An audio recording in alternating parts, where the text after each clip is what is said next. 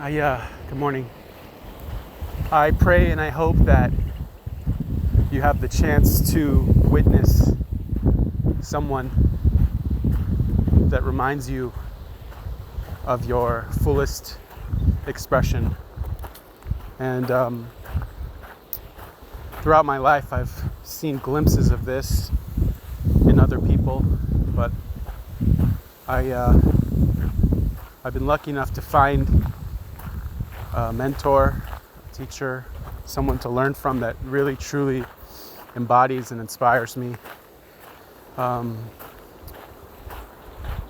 through being his fullest expression, being all of him, and showing me what that looks like, showing me what me and my fullest expression and my bigness looks like. I'm in this mastermind with Garrain Jones, and god damn, that dude, he is pure love and light, and like you can see the work he's done, like, and it's so hard to explain. He's a full-on experience. He's got a TED Talk that I've watched like 6,000 times, exaggeration, 6 times, 7 times, but he's helping me to that sunset. He's helping me to step into my bigness, leading with that example of what it looks like. Because if you've never seen what it looks like, it's so hard to, understand what that means. There's a full expression. The fullest expression of you is most likely, almost certainly, back when you were a child, when you weren't scared to love or play or run. You were fearless. All you wanted to do was play. You had endless energy. You had endless creativity, inspiration, imagination. All of the things that make us stand in awe and wonder of children, all of those things live within us. They've always lived within you. They've always lived within us. And we've allowed moments in time with other people or circumstances to deteriorate that, to beat that out of us, to push that down, to hide that part of us. Because at some point, the little boy in you, the little girl in you was doing something, and you were told that it was wrong. You were told not to. You were told to shut up. You were told not to feel. Boys don't cry. Suck it up. Be tougher. Whatever you were told. It doesn't matter. But our fullest expression is found in finding our way back to that little version of you that lives within you, that's been calling your name this whole time, and you've been ignoring it. The things that you used to love to do, things that light you up, the things that make you smile, that you loved, you most likely aren't doing any of those things anymore. Maybe you're doing some of them, but if you can find your way back and think and remember things that you used to love to do and tap into that little version of you, I believe that if you follow that, that's where you find your fullest expression, and you can live your life in a way that is fully expressed, that is in your bigness. And I'm so lucky that I found this person, this mentor, this mastermind that I'm in with 53 of the most beautiful, giant human beings I've ever met in my life, whom I feel nothing but love for. It's so hard to put in words what I'm experiencing. This is week 3 of this mastermind. And each week has been light years of growth, and not easy growth. You know, we just went through, and I still have to finish, an exercise of going through, making a list of the people that we hold resentment towards, that we need to apologize to, and making those calls and facing those things from our past, and releasing that energy, because that energy, whether you believe it or not, that ex who broke your heart, who caused the most pain in your life, the way your mom treated you or your dad treated you, that best friend who stopped being your best friend for whatever reason, all of these things are wounds, and energetically they are blocking you from being fully expressed. They're blocking you from all the things you want in your life. And while you can, and my way is, well, leave the past in the past, let it go, forget about it, move on.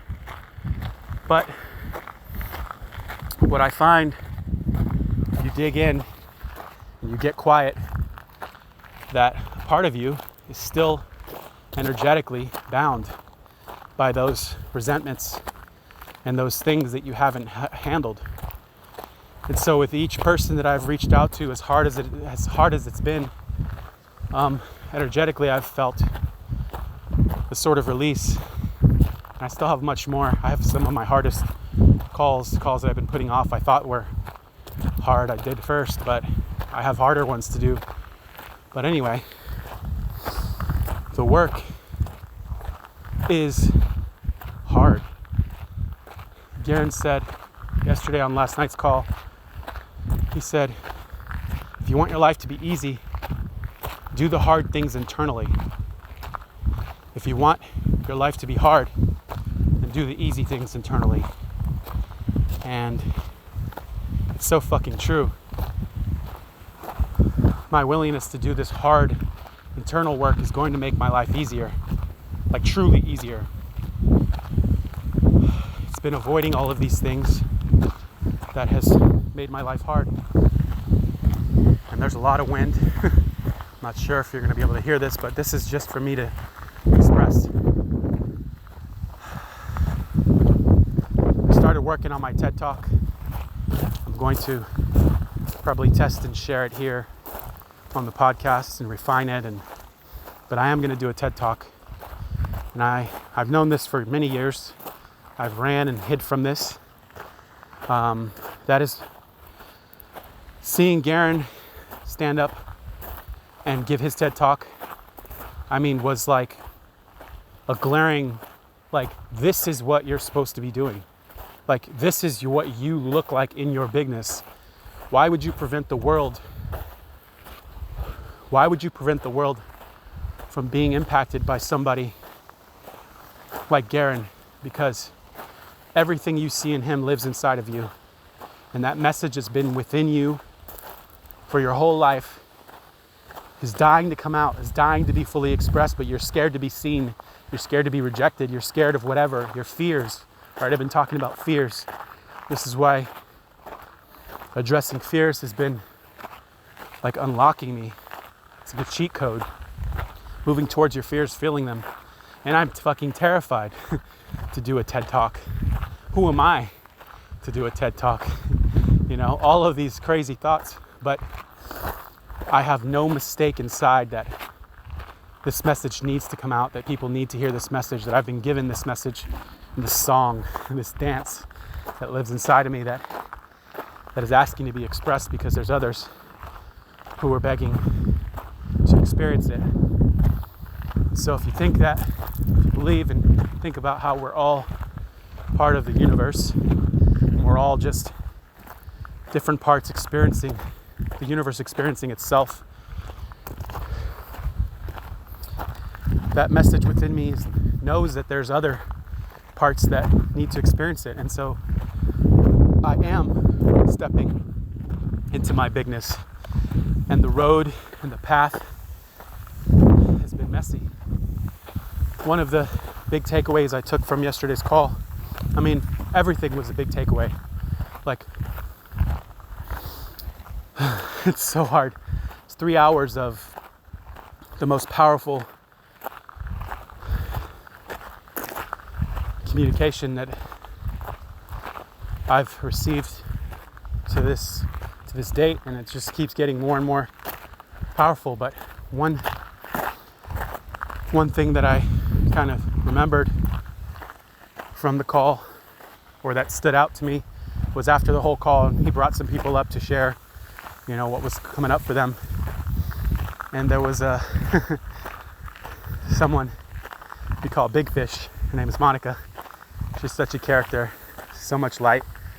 And, she was talking about how she's seeing people have all these breakthroughs, and where's her breakthrough? And, she's had kind of the opposite effect, where like business is kind of dried up and all these things. And the way Garrain responded, it's like he's speaking to me. Some of these shares that people share in the group, they're literally channeled messages that others need to hear. And this was one of them. But Garrain said, the version of you that used to do that, whatever your profession is or job is, maybe you outgrew that. Maybe you're too big for that. And there's something different you're supposed to be doing. That's why you don't feel motivated. That's why you don't feel inspired, because you've outgrown that thing. And that is so true for me. I mean, I've been doing all kinds of marketing my whole life. And there was a point where I was feeling super uninspired. And it showed. It showed in my results. It showed in how I woke up every day. And I realized that I had to evolve what I was doing, because I was bigger then. I outgrew the container. I outgrew the edges of who I was. But the big takeaway was, big seeds need time to grow big root systems. And from that, a big fucking tree grows. And so I realized that I've been growing roots, or I've been planting a big seed since I was 13 years old. I'm 36 years old. And so I've been growing this massive root system to be and become this giant, massive version of me that's fully expressed. I've been waiting and waiting and waiting. Waiting. And I'm finally remembering when he said that I did plant the giant seed. My whole life has been planting this seed. And I'm finally coming to realization that I have been growing the roots. I even have a tree that's been growing. I'm just remembering. Finally remembering. And it really, the key is in leaning into that little version of me and just expressing what wants to be expressed fully. This is why I want to dance. This is why I feel Afrobeats dance, because I have this dance inside of me that wants to be expressed. I have this message that wants to be expressed. That's why I'm here talking to my fucking phone, walking up this mountain, because this needs to be expressed, because there's others who need to hear this. And so, without any judgment for how long I do this, how long I don't do this, how many days consecutively, like none of that shit matters. What matters is that I express what's in me to express, how it comes out to be expressed. And so, I want to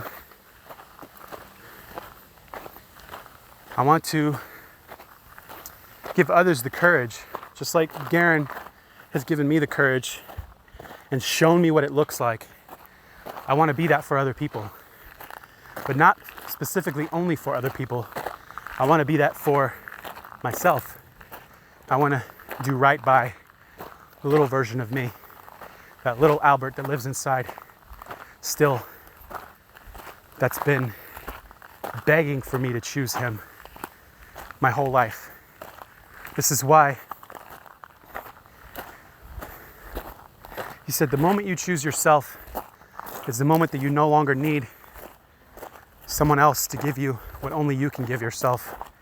And so this has been a recurrent theme in my life, is seeking the love from others that only I can give myself, and learning what that looks like, learning what that is. As a man, this is unheard of. Men are never shown or taught how to love themselves. What are you talking about? We don't even have that in our fucking vocabulary. Love yourself. You're supposed to love your spouse. You're supposed to love your kids, your family, your friends. But love yourself. What does that mean? What does that mean? And I think this is a major piece of what I'm here to show other men, how to be vulnerable with themselves, how to love themselves, how to hold all the parts of themselves, because I've said this before, the dysfunction between men and women excuse me, is that men cannot even hold the feminine parts of themselves. The feminine parts means your intuition, your feelings, your emotions, all of these things. If you can't hold that within yourself, if you can't handle it within yourself, how on earth can you hold and contain the fullness of a woman? You can't. This is where the disconnect and problem is. And I'm not saying all this so that you can have a good relationship with a woman. I'm saying this so that the world can be healed, and we can raise